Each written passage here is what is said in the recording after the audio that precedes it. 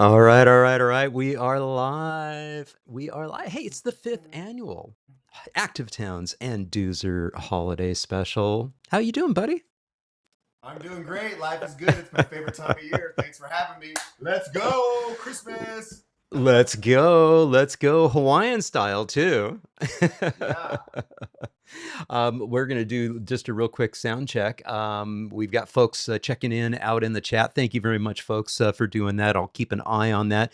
Hey, folks, give us an idea. Is the sound okay? Are we about the same level in terms of sound?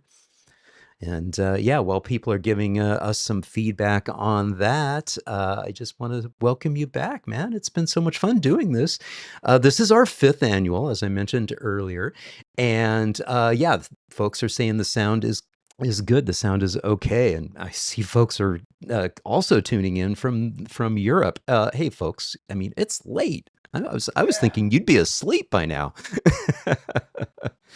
Fantastic. Man. Well, yeah, I mean, it seems like I just saw you yesterday, and some of the folks out in the chat are some of the same folks that we were hanging out with in October.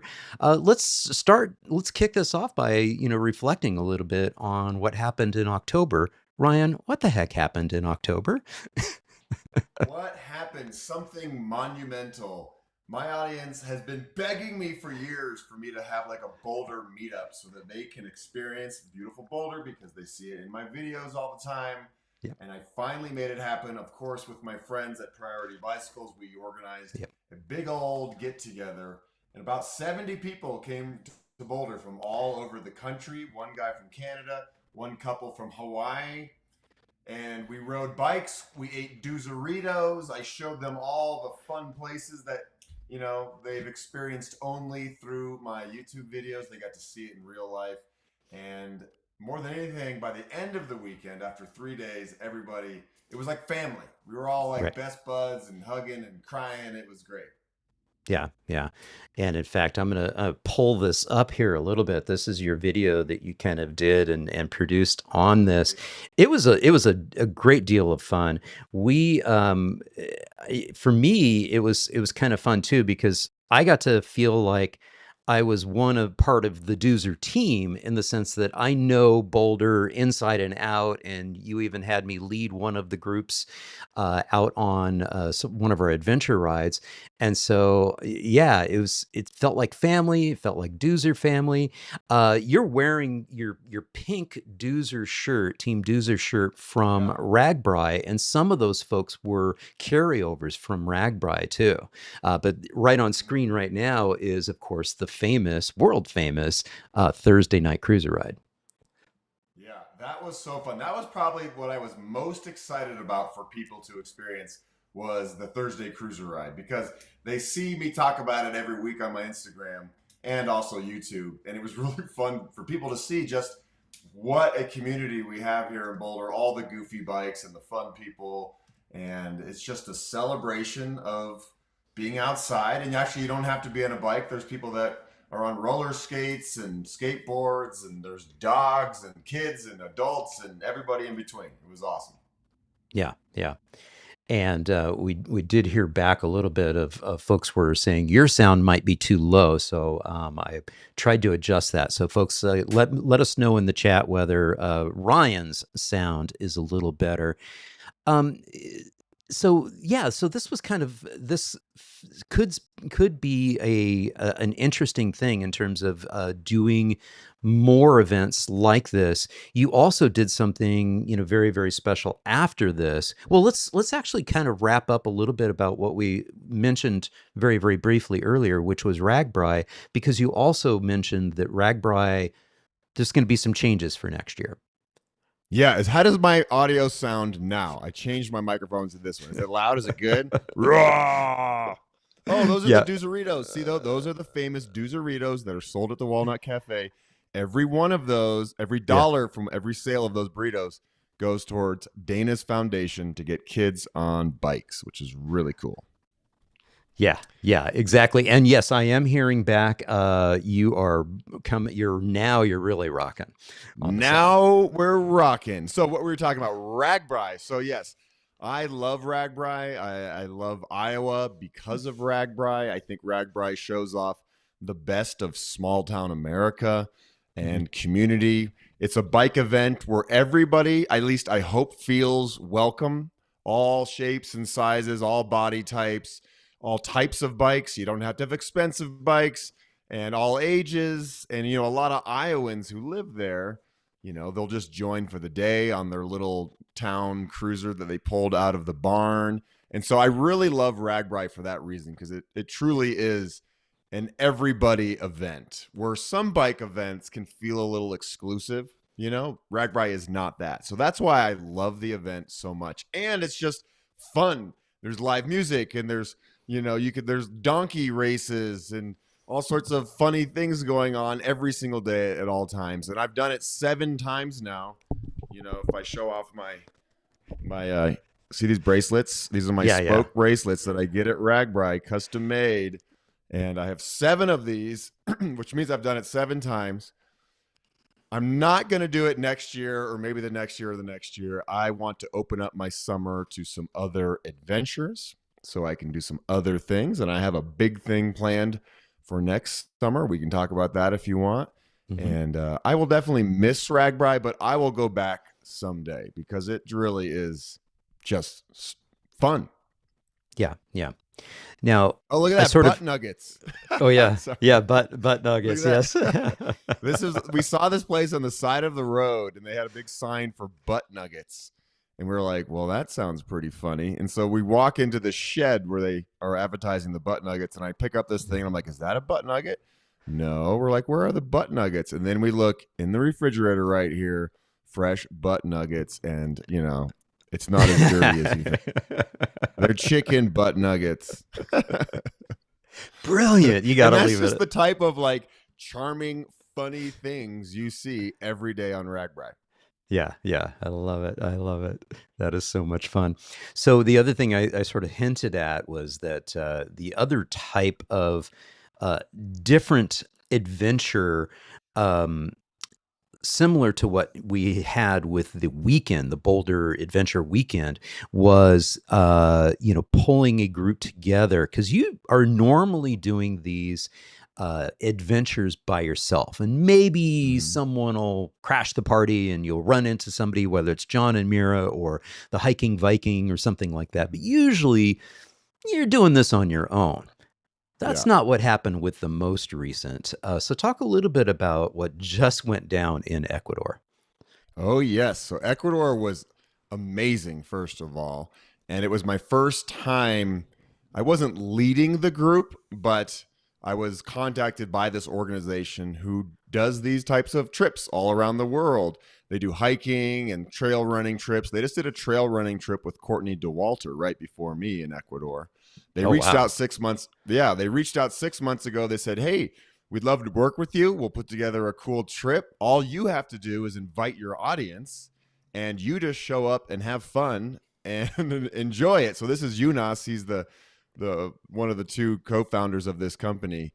And we had so much fun. And I was like curious how it would all be, because I've never really done bike packing day after day after day with a large group of people, besides Ragbri, which is kind of a different thing. And we had a blast. It was much harder than I thought it was going to be. There was some serious mud and rain. We were at high altitude the entire week, so we were up at about 10,000 to 14,000 feet. These are everybody's faces here that joined the trip. Here we are on the bus, and you can see we got to ride through these beautiful Ecuadorian mountain villages. We were so high. We were up in the clouds. Of course, there's the llamas. And there were a lot of days we were riding. It was just, you couldn't see 15 feet in front of you because it was so foggy. But man, this country was beautiful. And kind of like the Boulder weekend, by the end of this experience, everybody was really tight and close. And we felt like we had built a family. And here we are every night. We had family style meals together. The food was really good, but no beans like in Mexico, but their soup is pretty good. Right. And man, it was awesome. Yeah, yeah. And what was interesting too, and I loved how you mentioned in this particular video that what a big part of these adventures that is so special for you is being able to experience other cultures. So not only are Mm-hmm. you connecting with other people, and you talk about this, even in your recent trip, going through Mississippi and Alabama and on up to Tennessee, right? Mm-hmm. Yep. On the Natchez Trail, is it's the people you meet along the way, but Yeah. the cultural thing too, because you had mentioned that you'd been down in Latin America Mm-hmm. before, but never to Ecuador, and so you're able to Yeah. reflect on the differences, and I think that's really really cool. I mean, that's really, I talk about it a lot. My favorite part of traveling is meeting people and learning about different cultures and hearing different languages and eating, interesting food and just seeing how people do life in other Mm. parts of the world. I'm Yeah. born in Boulder. It's a beautiful place, but it's a little bit of an isolated bubble. Of course, I get out a lot. And when I get out, I really see what the world is all about. And the world traveling has been my greatest teacher, of course. I've learned a couple languages along the way. I have friends all over the world, and I just have a deeper appreciation for just everyday life. We're very fortunate here in Boulder and, the Western world in general, high standard of living. And some places I go, it's rough around the edges, and it really makes you appreciate what we have. Fantastic. And folks, I'm just typing in the messages here that if you're enjoying this broadcast, hey, please give it a thumbs up as we're doing. Let's try to get some more folks to tune in, especially folks who are just kind of sort of surfing around and they're not sure what this whole Duzer thing is all about. And Yeah, yeah, welcome to Duzer yeah, yeah. World. Welcome to Active Towns and Duzer World, the mashup. Yeah, I love it. Hey, and we're going to also be getting to your questions, folks. So use that chat and let us know if you have any questions. I know there's lots of conversations already going on out there as usual. But yeah, please let us know if you have any questions, and because that is a big part of what we'll be doing in the latter half of our broadcast today is really looking forward into the future and what your plans are for the future, what active towns, what I plan on doing with the channel since I'm now living in Hawaii. Made the big move from Austin, Texas, about a month ago. So the latter half we'll be talking about the future and all that good stuff, but also responding to your questions. So hit us up. Let us know if you have any questions. The other thing I wanted to talk about here, Ryan, was is kind of reflecting on the year, because we always take a moment to show some gratitude for the channels, the supporters, and the year. How was your year? I mean, life is good. There's no doubt. My year, as far as YouTube goes, has been a little bit more difficult than past years. I don't know what's going on behind the scenes at YouTube and the Right. algorithm and all the trolls that are back there pushing buttons, but my channel numbers have been way down from what they Right. usually are, which is difficult for me personally because I spend a ton of time on these projects and I put them out there into the world and they get half as many views as they used to. So Right. that's hard to deal with. Also, because I don't have a boss at YouTube, I can just call up and say, hey, what am I doing wrong? How can I improve? And so I'm trying to figure this out and watch other YouTube videos of people who are going through this. But overall, life is good. Of course, like you said, so much gratitude for the people who are still with me, my Patreon supporters. It means the world to me, obviously, that you and I both get to do this. Like we've turned our passion into our career and we get to share stories that hopefully inspires people in some way, shape, or form. And even though my videos aren't getting the same amount of views as they used to, I definitely know that I'm still impacting people's lives. I get emails and comments from people every day saying, oh my gosh, I found your videos and I started riding my bike. I hadn't touched it in 10 years. I've lost 20 pounds and I'm going to go on my first bike packing trip. Those are the moments that I live for. Those are my emotional paychecks. Hmm. When I Right. get something like that, it makes me really happy. So the year overall is all good. I had some great adventures, a lot of personal growth along the way.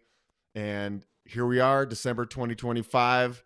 and we're looking at 26, and it's gonna be great. I feel like It's it's going gonna to be be great. good. It's going to be great. It's going to be great. Mm-hmm. Gary, thank you very much for the acknowledgement of the early morning shore content that I've been producing. Mm. I'm going out of my way to walk down to the beach, walk down to the shoreline at least twice a day, sometimes three times a day, just to get away from the screens and the Mm-hmm. editing and the house remodeling chores that are a mile long, the list.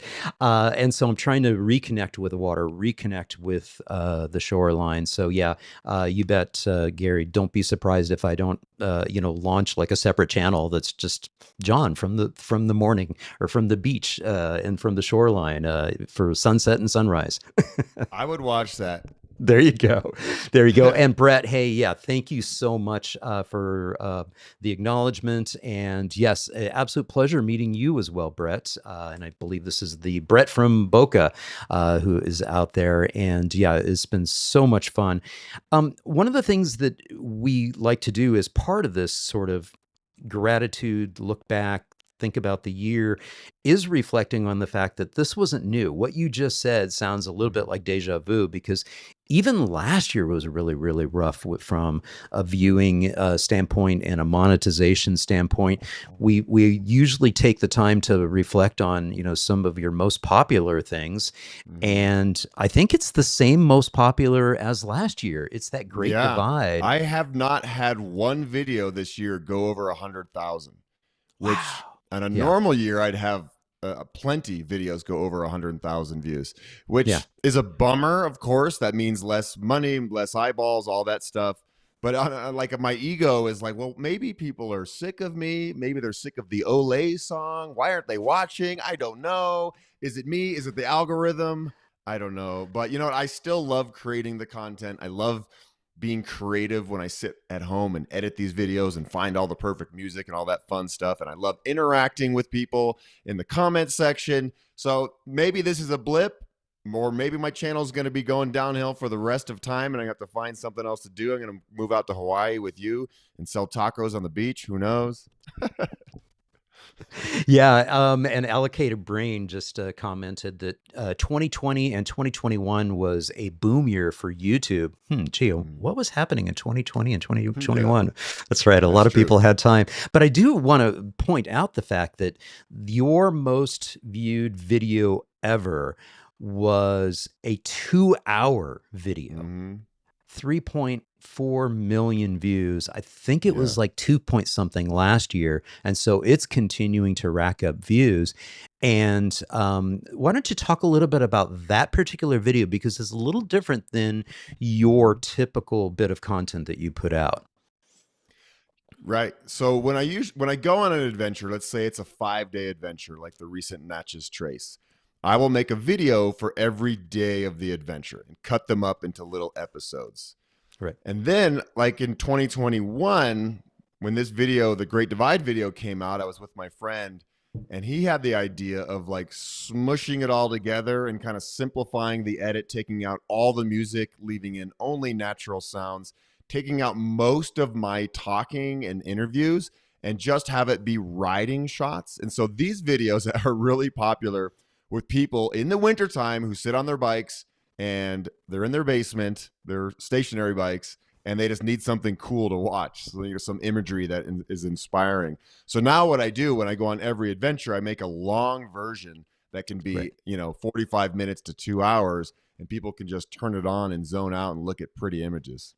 Yeah, because two of your top three fit that category. Yeah, That exactly. one's 2 hours long, and the other one is an hour and 34 minutes long of the Colorado Trail. And I get that people have mentioned to me because my average video is about an hour long. And sometimes it's just me riding. Sometimes it's just me getting lost somewhere, either in Europe or in North America, riding around, looking at things. And, folks really enjoy just that content of, Mhm. exploring what's around this turn, what's down this trail, what's down this pathway. And so there is a sense of zen that kind of comes from that as well, I think. So that's good stuff. Now, you and I have known each other for some time. You and I have known each other since long before I had a YouTube channel. And in fact, Mm-hmm. in the early days when you and I first met was in 2016, when I reached out to you and said, hey, I'm a fledgling filmmaker, don't know what I want to do. I had a Vimeo channel, but no YouTube channel. And I said, Ryan, I'm John. I'm from Active Towns. I'd love to meet up with you and shoot my very first ever on bike interview. And for some reason you said, sure, let's do it. Meet up at my house and let's go ride. That's what we Yeah, did. man. This is what I love about the internet and YouTube is you can connect with people, you can collaborate with people like you, and now we're friends. It's great. And look at us. Yeah. Look how young I am. No gray hair. Yeah. Can't really tell, but I promise you, no gray. So a lot has changed from since 2016. I think 2016 was right about the time when you really started to emphasize on YouTube and not doing a whole bunch of other things. Do I have that timing about right? Yep, that's exactly right. So for the 10 years prior to that, I was really involved with the TV world, working for Travel Mm-hmm. Channel and other networks, trying my hardest to be a TV host. And it was fun. Sometimes it was a grind, but the entertainment world in general is a very tough egg to crack. And I just kind of got sick of it. You know, I went to all these auditions and I'm trying to put myself out there and I get my hopes up and I think a project's going to go and get a green light. And then everything comes crashing down for reasons out of my control. And I was like, oh, I'm sick of this. And that's right when, you know, Casey Neistat was doing the daily vlogs on YouTube a lot. And so that was Right. really inspiring to me. And I thought, okay, maybe I can leave the TV world behind and create a channel on YouTube and build it up to the point where I can make a living telling my stories. Because even when I worked on TV, a lot of times I was just reading scripts that other people wrote for me. I was just a talking head that could memorize lines. Mm-hmm. And now with YouTube, I love it because I can share my heart and my soul with my audience. I can cover topics that really are meaningful to me and hopefully bring value to the world. Yeah. And I think that's exactly what I just said in this video. See, I'm just like lip syncing. I think you're right. You got somebody being active right now. Yeah. So we have access to all these great outdoor activities. And, you know, most towns across America, kids play soccer or do the traditional sports. In Boulder, kids can grow up and be mountain climbers and kayakers and, you know, paragliders, whatever you want to be. And parents come and live here. And it was too bad we didn't have a paraglider literally glide I past know. at that moment, you know. A little bit later, they do. Yeah. Well, I mean, everybody who came on the Boulder weekend, we rode this exact path. So this is bringing back memories. It's because all 70 of you rode on this exact path. Yeah, yeah. And I had no idea what was going to, you know, come about with Active Towns. At the time, I actually launched Active Towns at the end of 2012 and the beginning of 2013. And that summer of 2013 was my first year being based out of Boulder, even though I lived in Hawaii. I had my crash pad there in Boulder, and I was traveling around North America, mostly taking still photography in 2013 and 2014. Then I started thinking, oh, there's all these guys like Brian Van Duzer producing video. Maybe I should do video. But that was the first. That was the first on-bike interview that I ever shot. Thank you once again for doing that. It's an honor, man. It's so fun to look back at that footage, and it's wonderful to still be connected with you and be friends with you. We talk throughout the year. We collaborate. It's good stuff. Yeah. So one of the things that I do want to, you know, recognize too is that it is a little bit of a grind. We do have to keep producing content, and I can tell you that I'm experiencing the same thing. The views are down, the revenues are down.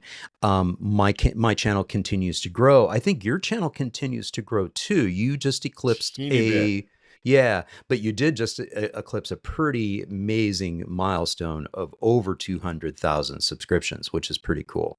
It's actually 200 million. I can't believe you got it wrong. Yeah, 200,000, which is pretty cool. I never thought I'd have a channel this big, and I'm really grateful for it. Yeah. Hey, Bruce Wilson just chimed in as well. Bruce, wonderful to have you here with us. Again, Bruce is one of my Boulder crew that has been an amazing support team since the very beginning and a wonderful activity or an active towns ambassador, really supporting the channel. So certainly could not do this without y'all. Uh, you know, hey folks, let us know if you have any questions. Pop Yeah, on put some in questions. and Let's get yeah, let's get crazy here. It's Christmas time, let's get some questions going. holiday Uh, time, whatever. but yeah, I did want to just kind of open things up a little bit here for you, Ryan. What do you see kind of happening in the future for you with the channel? Well, I'm going to continue creating content. I love creating these videos. I love traveling. I love riding my bike. So I don't think that's going to stop. If YouTube continues to go downhill like it is, like Right. I will have to change some things. And I don't know exactly what that means right now, but I'm finally open to that idea. Because it took me 5 years of grinding to get to the Right. point where I am now making a living on YouTube. And it was like the best thing in the world. And it was just going up and up and up by leaps and bounds every year, really. And the last 2 years have been pretty stagnant growth and then, views going down. But, we'll see where it goes in the future. I love the message, getting more people to ride bikes for a multitude of reasons. I think it makes life better for everybody. And so I want to continue telling those stories. As far as the near future, next summer, I am going to team up with the Adventure Cycling Association. It is their Okay. 50th anniversary next year. If you don't know who they are the organization that have created most of the bike touring routes all over the United States. Bike touring mostly, not bike packing, so pavement style. The Transamerica is one of their famous routes. And the Great Divide. They came out with the Great Divide route in 1997. And so, anyway, part of their 50th anniversary, they're having Lael Wilcox ride their new Golden Gravel route. And then I will be riding the Great Divide. And so they're calling it this Ah, whole project like drop in rides. So I have a GPS tracker, and people are invited to come meet me and ride with me for an afternoon or a night. And I'll be starting way up in Canada and going all the way down to New Mexico. And actually, I have never finished the whole thing in one go. So hopefully yeah. it works out this time. Yeah. Yeah. And you mentioned Layla. Lael. Is it Mm-hmm. Lael or Layla? Lael, yeah. Lael. She's an amazing, Oh yeah, she's you know, incredible. yeah. I mean, the things that she is able to do on a bike is truly amazing. She's one of the members of the board of Adventure Cycling. Mm-hmm. We've got the Adventure Cycling website up right now, adventurecycling.org. Now, you have a long history with Adventure Cycling because before you really were focused in on the off street and bike packing and sort of mountain biking sort of orientation towards it, you did quite a few on road adventures across the continent. And as I recall, you had some association and partnership with adventure cycling. Yeah, way back in the day, I used to make some videos for them about certain routes. I did the Southern Tier, which is across the United States, the southern side, and created some content for them and worked with them. And so, most of the people I worked with back then are gone. And so now it's all new people. So I'm grateful to still be in the family. I think what they do is really important because not only are they creating these routes and inspiring people to go ride their bikes, but they do a lot of advocacy work as well and making the barriers to entry lower. So, they're having bike libraries in different towns across the nation now where, hey, you don't have the right gear, you can go there and check stuff out. So I like what they're doing. Yeah, yeah. And Hunter has a question here. He's sending this question out to everybody from the tour who was there, but I'll put that to you too, Ryan. What was your favorite memory from the tour to Duzer? My favorite memory, without a doubt, was getting everybody up to Gold Hill because that is a Yeah, very hard ride. And when we organized this, I wanted there to be a big challenge day. I didn't want every day to mm, be hard. I wanted everybody to feel comfortable with, everyday riding, but I wanted one day to be a little challenging. And so we all rode together and we Yeah. all made it, which was amazing. I wasn't sure if everybody was going to be able to make it to the top because it's 3,000 feet of elevation gain over 10 miles. So it's Right. up the entire way. And getting to the Gold Hills store, and we're all crowded around. People are drinking beer and eating cookies and having a great time. And as people were rolling up, we're cheering them on. It felt like the end of a race, really. That end of race energy where everybody's accomplished a big goal. So that for sure was my favorite memory. Yeah. Yeah. Colleen has a question for you regarding the adventure that you were just talking about, and she's asking how long will that adventure take? And she's saying, "I hope you Yeah. do take a lot of videos." So I don't know exactly. I'm not going to be racing it. So, Hmm.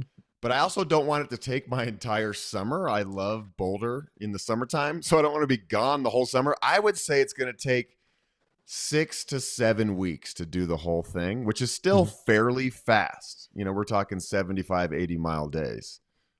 Yeah, yeah, And I and definitely will be filming it like crazy. So stay tuned. Thank you. stay tuned. Yeah.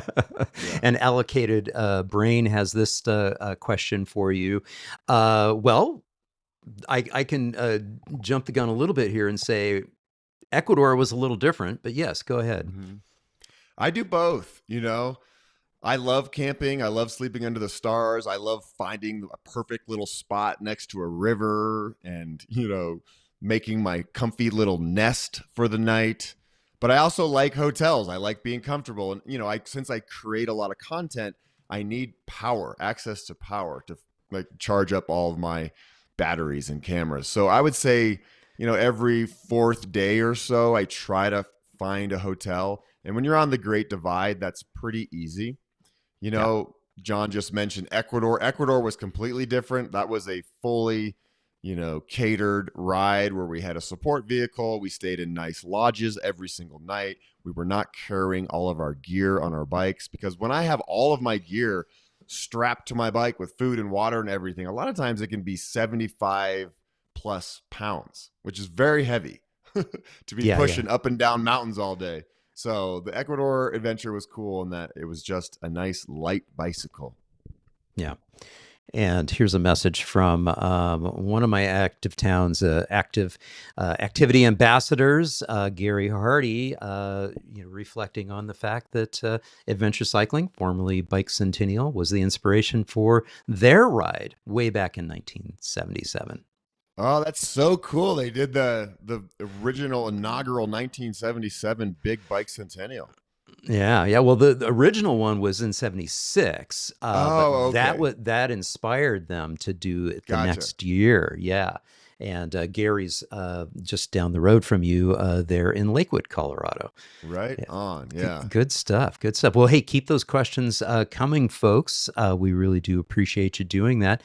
When you think back on the year that was, Ryan, is there an adventure and or a video that just rises to the top for you that you just Mm, it just gives you the warm and fuzzies, and because I know it was a rough year in general, from a views mhm. perspective, but everybody's got their favorites, right?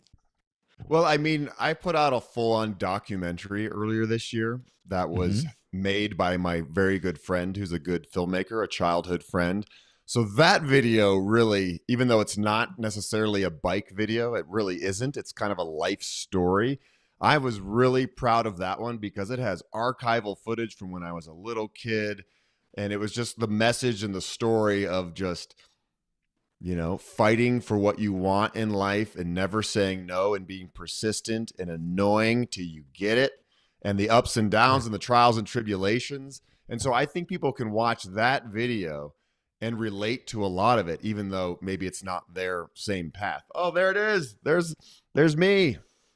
Yeah. This is part of And that film. This film is called All Heart. yeah. And what was great about this too is it it did tell that story for you. It gave you an opportunity to be able to tell your story, because you've let a little bit of this trickle out through your Hmm. content for those of us who stay on top of pretty much everything that you produce. You know, Yeah. we kind of hear little bits, but this was a great narrative because it linked it all together for us, Mhm. and the fact that your mom got to be a star in there too. All the better. My mom was a star. It was a great project, and I'm happy with it. I think that's my most viewed video. You can probably see it. I can't see it Mm. of Yeah. this year. Yeah, we'll have to do a sort to be able to figure that out, but Oh, okay. I would hope that it is one of your most popular videos, because it really is a brilliant video. And here's the young Ryan as a runner, Yeah. and that whole story to it. Yeah, that's really good stuff. Um, Thank you. One of the things that I try to do, and I'm trying to reflect on, is trying to tell the success stories that are out there, because not every place can be like a Boulder, cannot be Boulder. Hmm. Boulder is a very special place. The very first thing that, the very first video that we filmed together, the one that we saw earlier, you went on and on and on about why Boulder is so special. Brett has a question here, and he's kind of asking me, what city stands out as a hidden gem or most improved city that's out there? From my perspective, I've probably visited now well over 500 cities, since I started doing this in 2012. And yeah, I mean, Salt Lake City, I just put my first video out from my 3 days there. They definitely get a most improved sort of award or acknowledgement. Certainly Austin, Texas, where I just moved from, they have done some amazing things in terms of building out an all ages and abilities cycle network, making it easier for people to get to meaningful destinations. And because you shouldn't have to feel brave to be able to get out on a bike and go to the grocery Hmm. store. You talk about it all the time, Ryan, with your videos, is that one of the reasons why your videos are set in the settings that they are now is because you don't necessarily want to be doing battle out there on the streets with high speed cars.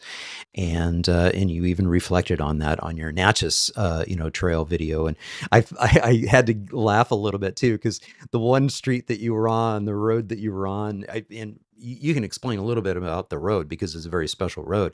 But the section where it had the most traffic, you were like, oh wait, there's a shared use path right over there. You had to, Yeah. hike through the bushes to get to it. But go ahead and explain, the fact that, yeah, you're not wanting at your elderly age that you are Hmm. now to Yeah. be doing battle the way you might have done, when you were in your 20s. Yeah, with distracted driving and cell phones, I Yeah. just don't trust a lot of drivers. And a Yeah. lot of my first bike tours, I rode across the country 3 times, down the east and the west coast. I spent thousands of miles on my bike on roads with cars, and there were some close calls. I've been really lucky that nothing horrible has happened, knock on wood, bump, bump, bump. And so this is why I love bike packing on dirt roads far away from all the scary vehicles.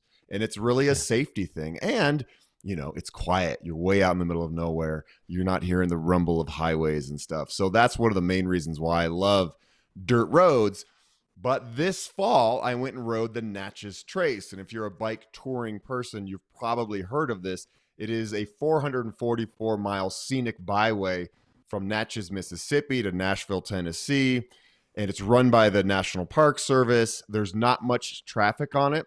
Cars are only allowed to go 50 miles per hour, which could still do a lot of damage to a cyclist, but they keep the miles per hour down, and there's no commercial traffic on this road. At least there's not supposed to be.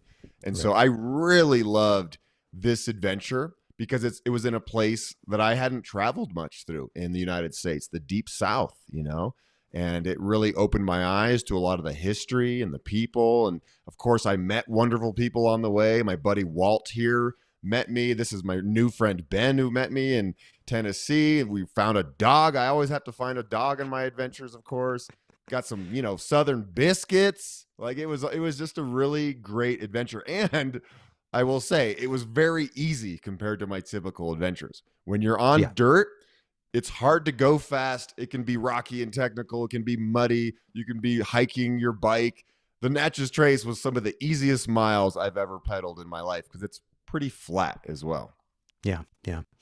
If I would throw another city out there, Brett, as an example of a city that's moving fast and becoming much more bike friendly and really leaning into the fact that they had the buds of some early bike culture, is right up the road from Boulder, Fort Collins. They are just doing some tremendous stuff up there. So that would be another one for fast mover. Helen has a question for us here. What do you do when you're not cycling and editing videos? Oh, it's my friend Helen, who's been with us twice on Team Duzer at RAGBRAI. We love you, Helen. She'll get that joke. I told her every day that I loved her, and she was always like, thank you. Thank you. Anyway, it was like a very Garth from Wayne's World moment. Thank you. Anyway, I don't even. What was the question? What am I What do doing you when I'm not do when editing you're or not? running? Yes. What do Well, you I do? run a lot. You know, I love Yes. running. That's like my main sport. And when I run, I rarely carry my phone or anything. It's my chance to disconnect with the world and just be out in nature. My trails are right outside the door. I love hanging out with my friends. I was born and raised in Boulder, so I have a lot of old childhood friends here.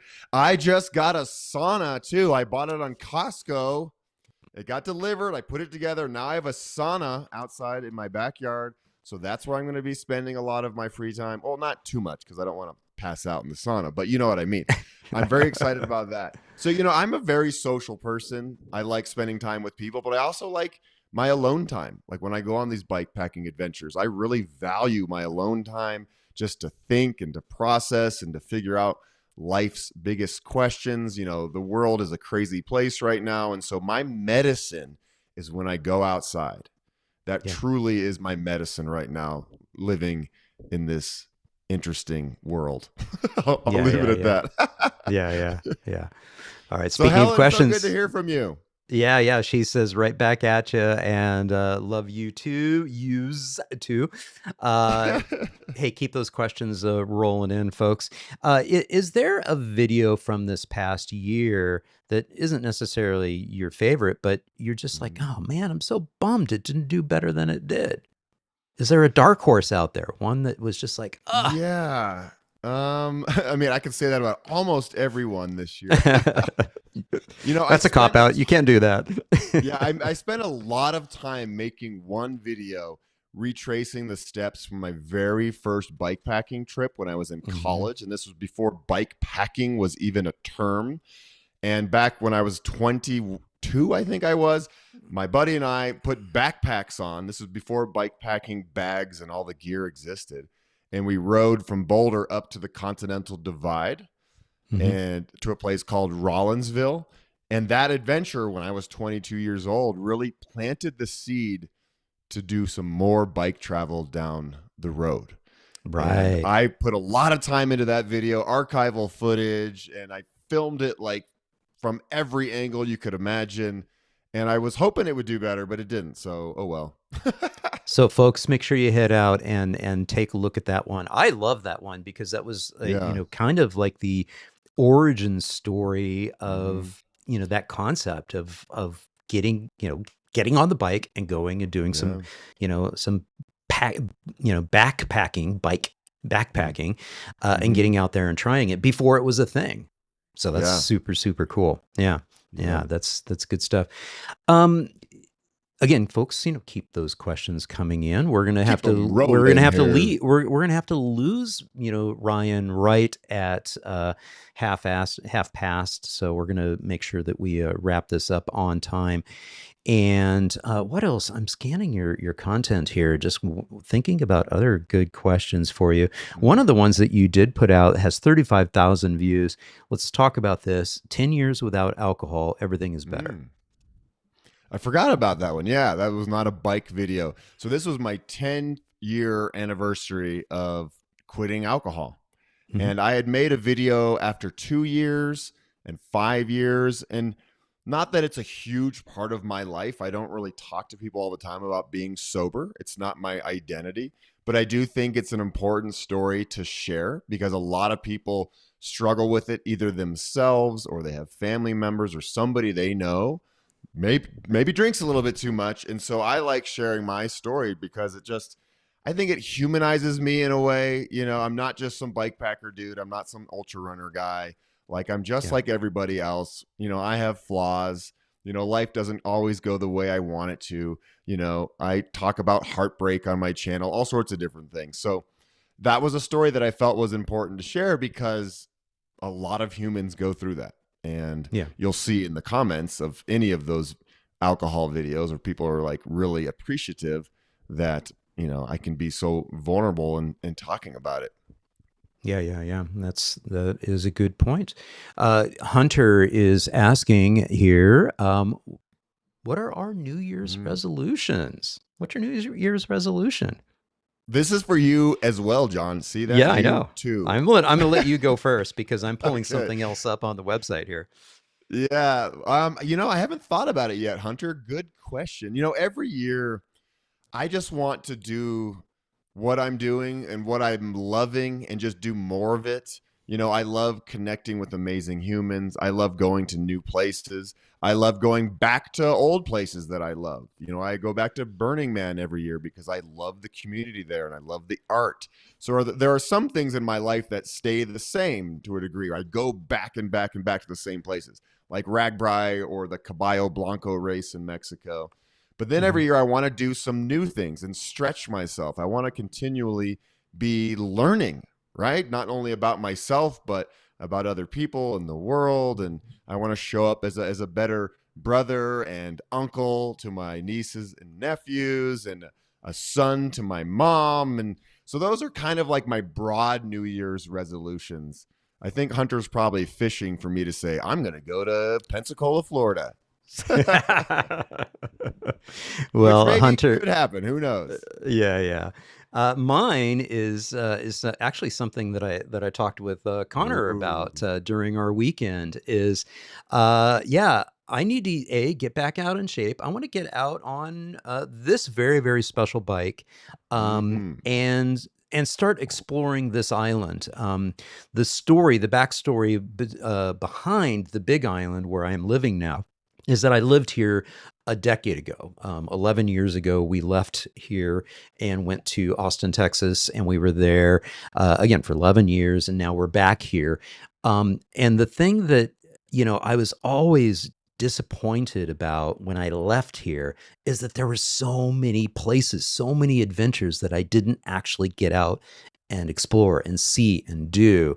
And I think the Priority 680X would be like the perfect vehicle to get out and do some bike packing. And so I'm hoping to bring you out and have you here to Yeah. do some adventures, have Hunter and the rest of the gang come out and as well, and to do some stuff. So that's my New Year's resolution is to get out, do some more adventuring, get back in shape so that I can do some surfing and get back into that sport, which was one of my top two favorite sports. Skiing, downhill skiing was number one, surfing was number two.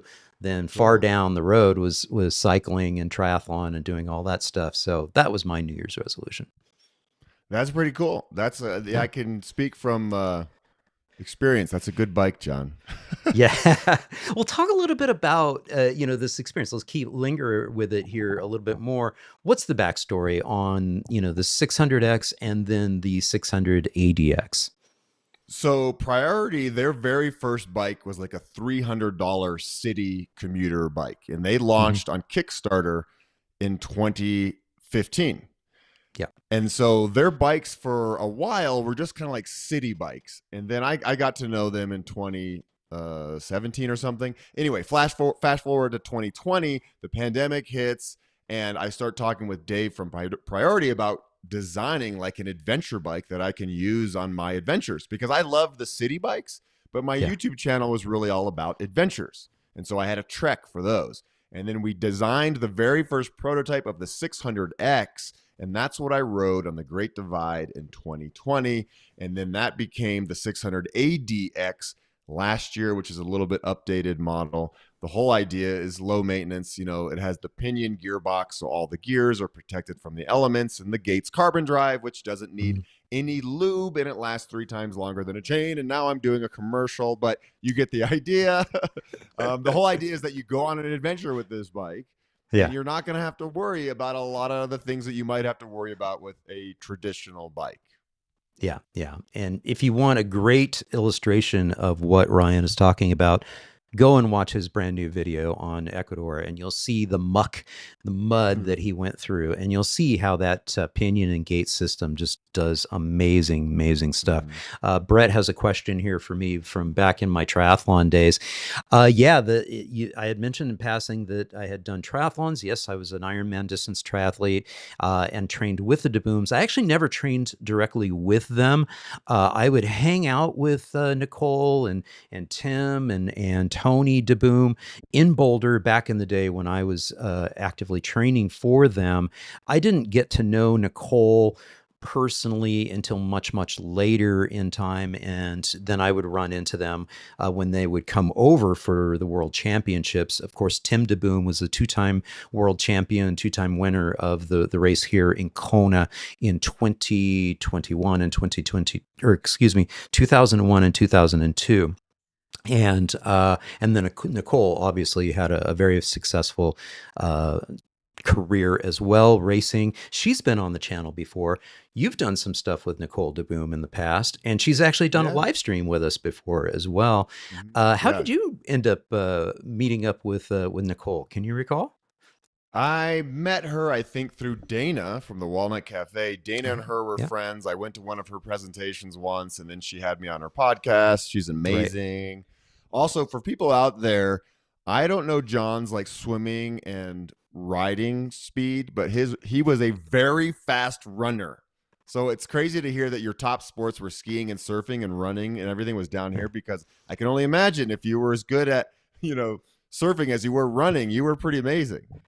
Well, fast is relative. I think my fastest marathon ever was just a hair over 3 hours. So I wasn't winning anything when it came to running, but I certainly had fun and enjoyed brushing shoulders with world champions and Olympians and all that. To finish answering your question, Brett, some of the races that I did a lot of the North American Ironman series races. I did 10 total Ironmans by the time I retired. 2014 in Boulder was my very final race. So the last Ironman that I ever did was the inaugural official Ironman race there in Boulder. And that was, that was their first. And that was my final triathlon and my final Ironman. Now, I'm not saying that I'll never do one again, but that was my last one. What's your 5K time? Did you really fast 5K time? I did do a 5K in the 15 plus. Yeah, that's crazy fast. And I got outkicked by a little high school kid in the finish line. That was a long time ago. I was 30 years old, so that was 30 years ago, in a very cold and snowy day in Seattle. And those are fun times. But I was a Boulder resident back then. Back in the day. I mean, I run a lot. I've never run close to the 15-minute range. That's amazing. Yeah. So, well, my 10K, if we're talking PRs, my 10K PR again was back that same year when I was in my 30s, and I was training on Potts Field all the time with a whole bunch of people who were much faster than I was. And so my 10K PR was in the 35 range there in Denver at the old Colorado Run. I don't know if they still do that or not, but it was there at the Capitol. And so that was a lot of fun. Cool. Those days are over. Yeah, my fastest 10K was 36:01. There you go.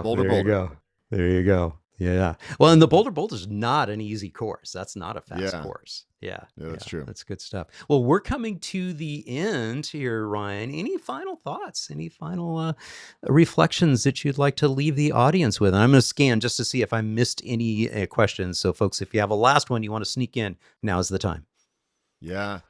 I'm feeling very grateful. I always do at the end of the year. I reflect back on everything that happened. And this was a harder year than typical years. Nothing major happened. It was just hard. Like everyday things were harder than they used to be. And that goes for running and biking and YouTube. Everything was just harder. But I think I learned a lot about myself. And so that's what I was talking about earlier is like going through hard times isn't necessarily a bad thing if Right. you can gain some wisdom out of it, you Yeah. know? And so I feel like I ran through the trenches this year and I'm coming out, I'm feeling better, I'm feeling lighter, and I'm Yeah. excited about 2026. And as humanity in general, I'm reading a new book all about the statistics of, poverty and those things. Because it's easy to think, oh, the world is just getting worse and worse and worse and worse. And actually, it's not. If you look at all the statistics of Right. poverty levels and people living and moving up into the middle class and other, um, you know, uh, things, it's that people we're moving in the right direction, even though the media might want to sometimes tell us that we're gonna get hit by an asteroid and we're all gonna die. Yeah. Well, and this question is sort of along those lines. Went out bike packing. Sometimes when overthinking the world, I come to Mm, horrific conclusions. Do you ever have that, or is this just sort of a personal philosophy and kind of going dark? I mean, it's hard to not to get mhm. negative. You talk about that a little Yeah. bit. I care deeply about my community and my country and the government. And if you follow my channel, I'm fairly outspoken on things, and that can have its consequences. People get pissed off, but I care so deeply that I want to make changes and I want to tell people about what's going on. So yes, I can definitely go to very dark places, and that played a Right. major role in my mental well-being this year. For Yeah. sure, no doubt. Although not in the same way that the commenter just said. When I'm on bikepacking trips, I think about all the good things in life. When I'm Hmm. at home in bed and I'm looking at my phone, that's where I really go to dark places.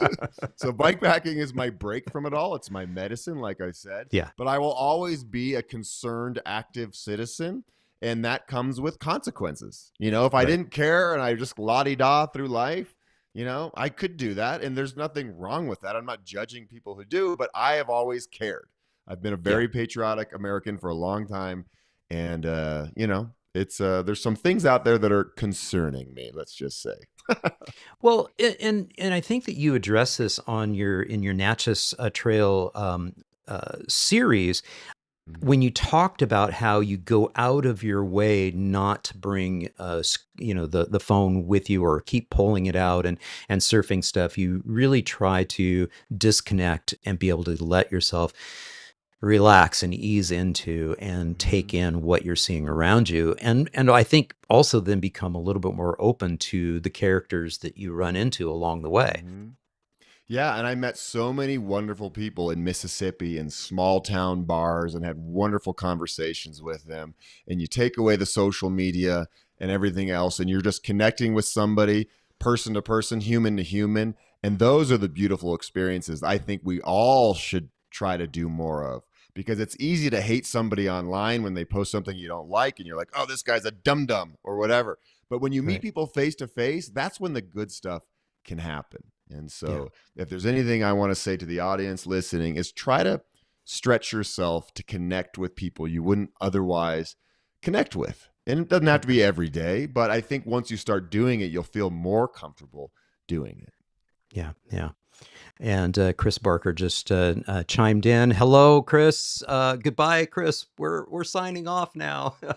Sorry. Sorry, but and then Brett also said freedom and burritos are not free unless somebody's gifting you a Duzerito. That would be wonderful. Yeah, that's Yeah. well said, Brett. I really loved meeting Brett and his wife this past year in Boulder. That's why I love that Boulder weekend, because I found my Yeah. people. Yeah. And that weekend really, don't want to go on another tangent, is what it was an impetus for like a complete mind shift change, Right. because I got to see all these people together. And it's like, okay, you know what? Humanity is doing all right. There's a lot Yeah. of good people. There always will be more good people than bad people, guaranteed. And as long as we have each other and we have community and we have love, we're going to be okay. Yeah, yeah. And Brett says, we love you too. And folks, show some love. Let's give some more thumbs up to this video. And if you've enjoyed it, please, after it's done processing and everything, share it with some folks. Let's try to spread the Duzer Active Towns love Mhm. around the world. Ryan, Thanks so much again, for having me, my sincerely. friend. You're amazing. I'll see Yes. you in Hawaii. Yes, please do. And hey, everybody, if you haven't subscribed yet, yes, please be sure to subscribe to both of our channels and pace yourself. We've got a lot of content. So, Mhm. you know, as Ryan says in the sign right behind him, it's get out there. That's the primary thing. We want to inspire you all to get out there and Yeah. not just consume a lot of videos. Yeah, yeah. Very Watch the good. Again, videos, then get out. that's right. Watch the videos, then get out. Again, thank you so much, everyone, for tuning in. Thank you, Ryan, for doing this once again. Our fifth annual. Hopefully, there will be a sixth. We will see. Very Yeah, good. absolutely. All right. Cheers, man. Yay. Okay. Yay. Bye, everyone. Ho, Cheers. ho, Happy ho. holidays. Woohoo.